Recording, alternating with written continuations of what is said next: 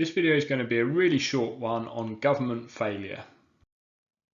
So government failure is when government intervention into a market to try and correct some of those market failures either fails to have the outcome that it's trying to, or potentially it actually makes things worse.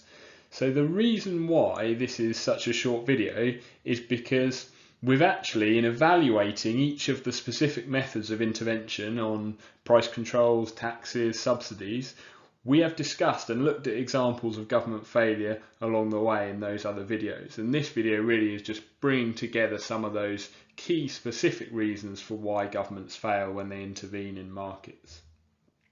So we've got inadequate information. It's really difficult to assess the extent of market failures. And so we might end up, for example, subsidising or encouraging the production of a good that we think has really beneficial effects. It's a merit good, it has positive externalities, but actually it turns out there are some negative effects that we didn't really know about. And so there wasn't enough information there, and the government's intervention, although well intended, fails to achieve the objectives that it was out to do. We might have conflicting objectives as a government. So governments have a huge range of different objectives that they're trying to achieve all at the same time. And many of those are very likely to come into conflict with each other. So one example of this might be they're trying to reduce unemployment, but they're also trying to reduce inequality at the same time.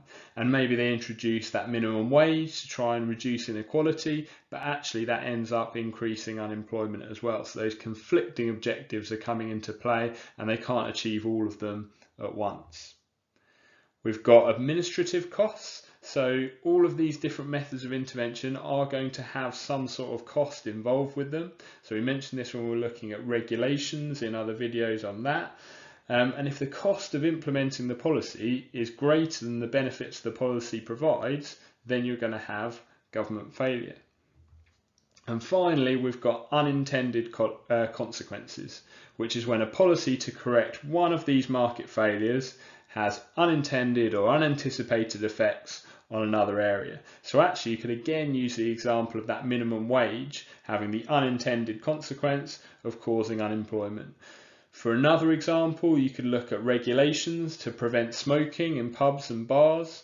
They tackle the negative externalities associated with smoking, but they're going to cause quite a big increase in demand for quite energy inefficient patio heaters in those pubs and bars, which could cause negative externalities of their own through climate change. So actually any action that you take is very likely to have some form of knock-on effect into other areas, which could cause negative effects in those areas.